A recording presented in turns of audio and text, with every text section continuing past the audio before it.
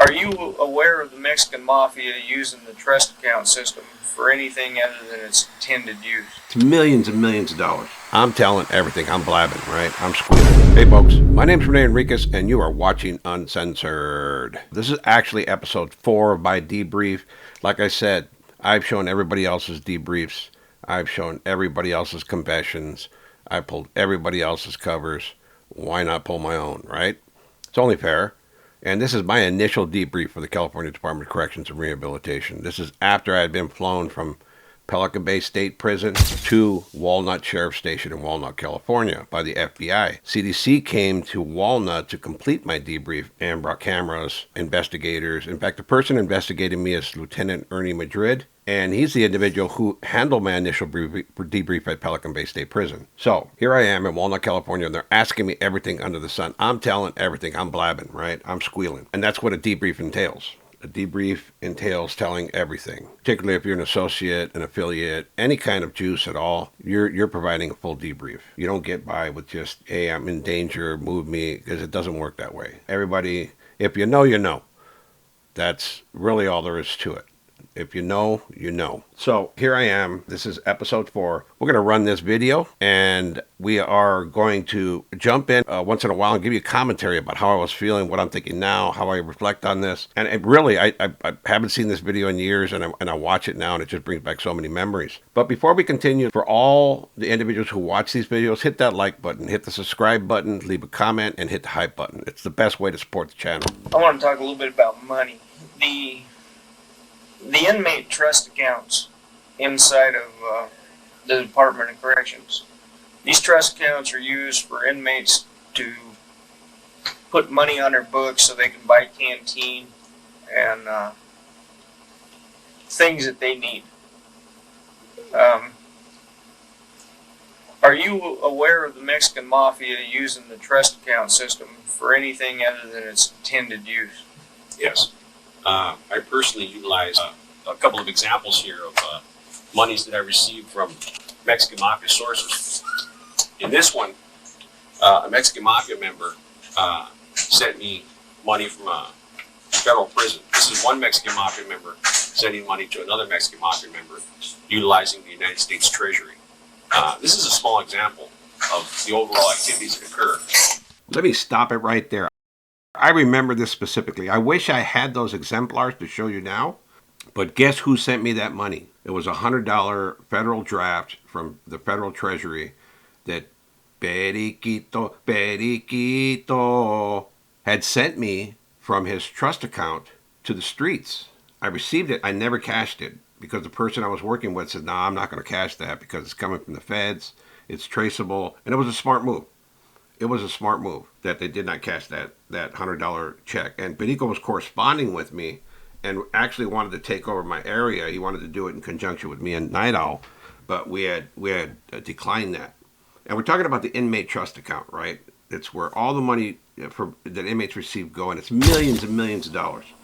Before, inmates weren't allowed to receive interest on their accounts, right? Because inmates have the right to invest in bank accounts and CDs and treasury bonds, and I did it all.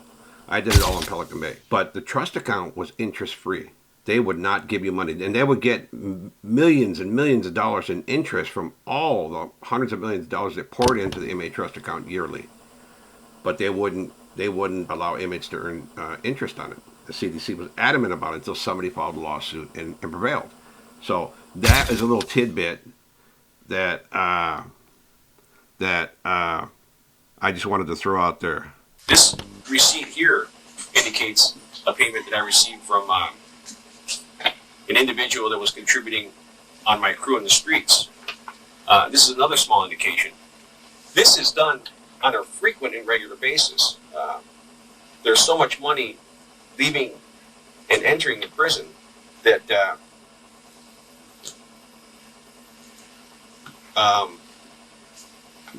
an investigation will reveal that there are tens of thousands of dollars on a regular basis in inmate accounts, being released in inmate accounts, being placed in inmate accounts. You're distracting me.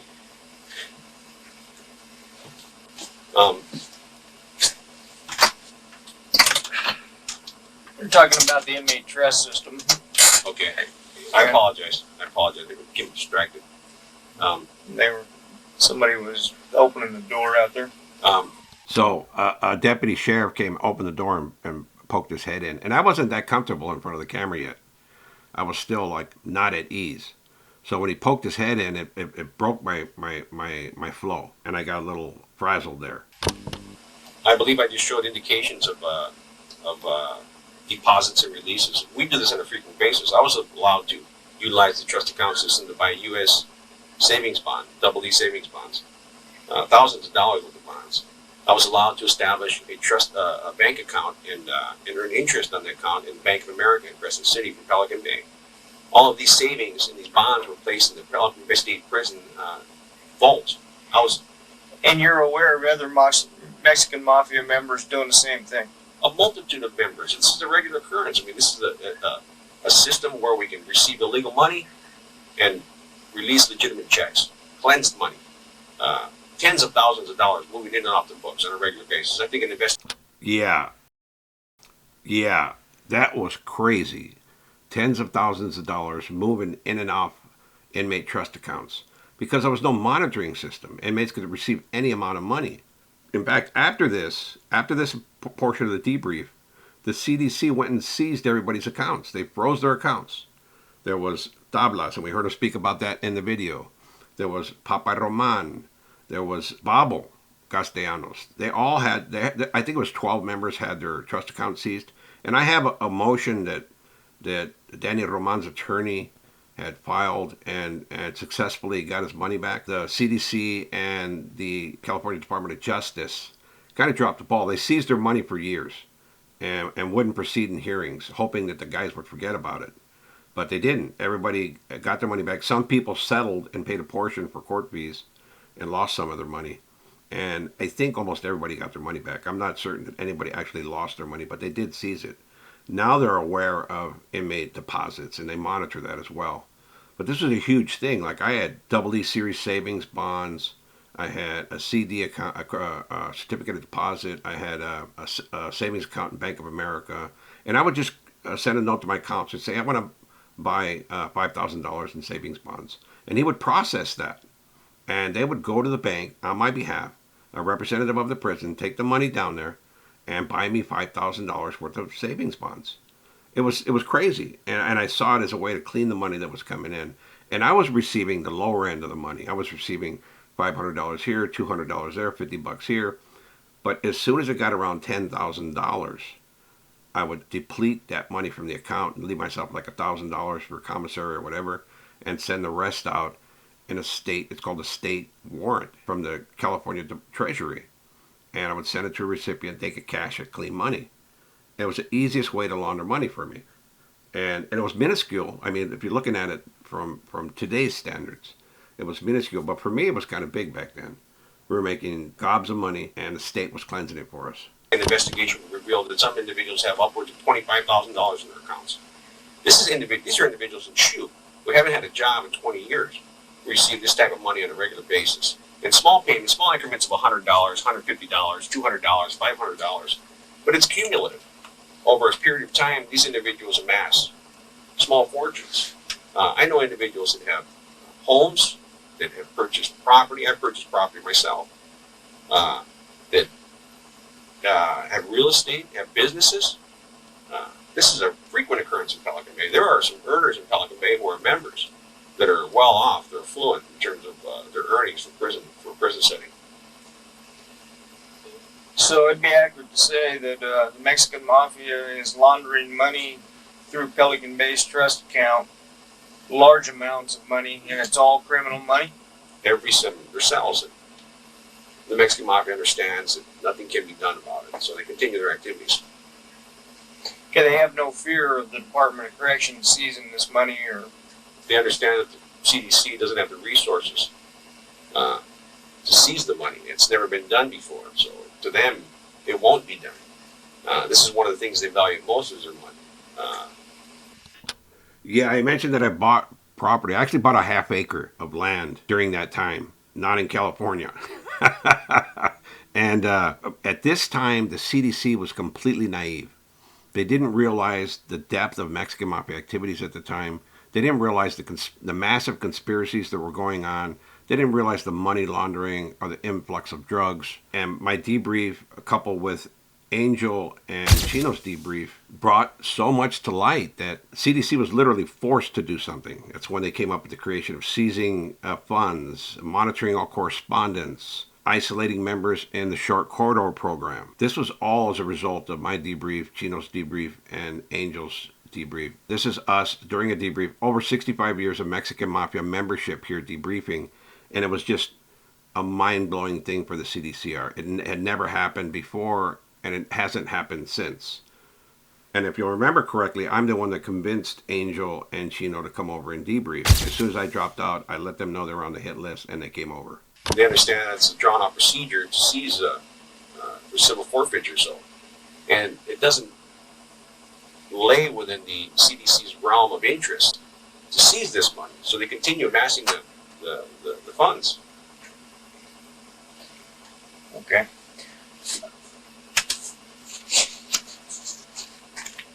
Rene, are you aware of any human rights groups that the Mexican Mafia has influence with? I know specifically of quite a few groups that the Mexican Mafia has its sights on or has already infiltrated. The first would be the California Prison Focus, with its attorneys and its paralegals that visit Pelican Bay inmates. An individual within that organization by the name of Luis Talamantes is a main Mexican Mafia member. So that whole organization has been infiltrated by the Mexican Mafia. We understand that a Mexican Mafia member is there. I can send attorneys to see us at any time because he is a member of the organization. Let me stop right now and say that even though the Mexican Mafia was attempting to infiltrate these organizations, that does not insinuate criminal activity on their part. Although I believe California Prison Focus was infiltrated by a made Mexican Mafia member, Bala Luis Talamantes, that doesn't mean that they knew he was a Mexican Mafia member. In fact, Bala Talamantes was involved in the San Quentin Six, the slaying of George Jackson, 2 officers, and a couple of other people that were eliminated that day. And he was part of the California Prison Focus and a couple of other prisoner rights and prisoners advocacy groups. Luis Talamantes was one of the San Quentin Six involved in the George Jackson murders of Pelican Bay, San Quentin guards in the 70s. I believe he was indicted. His moniker for the Mexican Mafia was Bala. He now calls himself Bato or Batusi. He's a well-known Mexican Mafia member. He's known to us, and he's known to the CPF. There's then Bar None. Bar None has an individual. Before you go on to that, what'd you say, the CPF? California Prison Focus, CPF. Do you know an attorney, his name is Carbone, that works for the CPF? I've never met this guy personally, but I understand that he communicates with quite a few high-ranking Mexican Mafia members and affiliates. Steve Castillo is a high-ranking Mexican Mafia affiliate, and he was up for membership in the past. His intended sponsor was Jaco Padilla, who was a high-ranking Mexican Mafia member. Carbone also communicates with Danny Peña and I believe Jaco Padilla. Is he legitimate? I would assume he has a license, but he understands that he's working with Pelican Bay Mexican Mafia members, and a Mexican Mafia member is part of his organization in the CPF. So you'd have to be blind or pretty darn naive not to understand who you're dealing with. Let me say this as well. Even though Charles Carbone has a number of clients that are Mexican Mafia members and associates, that doesn't imply that he has participated in illegal activity. But, I mean, you have to be naive not to understand who you're dealing with. Mexican Mafia members are Mexican Mafia members. It's well known. It's not a secret who they are, right? And Mexican Mafia members are criminals. And they seek to infiltrate anything and corrupt anything they can. So that's one of the things that's, first and foremost, if an organization or individual is mentioned here, does not, in and of itself, indicate that they have participated in criminal activity, unless I'm saying they are. Okay, so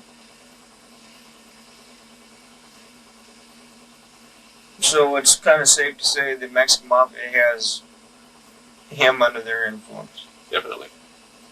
Okay. Go ahead, you were talking about... I'll say this about Charles Carbone. Steve Castillo was his primary client. Steve Castillo was just a writ writer. Nothing special. In fact, he was responsible for Castillo versus Gomez, I think it was, a legal writ that he filed for the validation process. And it's the reason the validation process was revamped. Well, Steve Castillo was a friend of Jocko's and was in the pod with us. I mentioned him in a couple of episodes before. I can't remember which ones. But Steve Castillo was a writ writer for all the brothers, and he would just write writs all day, do legal work on appeals, on everything, right? But he would request that we send money to Charles Carbone. And I did, personally. I sent him money. So there is some knowledge that Carbone was receiving money from inmates at Pelican Bay State Prison on behalf of Steve Castillo, who was then a Mexican Mafia associate and was put up for membership by Jocko. He wasn't made a member because I shot him down. In fact, he didn't even get passed into the vetting process. As soon as Jocko brought it up, I said, nah, that dude is not material. He's like a Poindexter, right? And about Bar None, I think. Oh, Bar None is another human rights, prisoners' rights advocacy group, which has an individual in it by the name of Susie Sexton, who corresponds with numerous Mexican Mafia members and affiliates. He corresponds directly with and visits Steve Castillo. And I know that when I defected, she wrote notes to a multitude of Mexican Mafia individuals and informed them of my defection and of my researching alternative housing locations. And this, in fact, jeopardized me.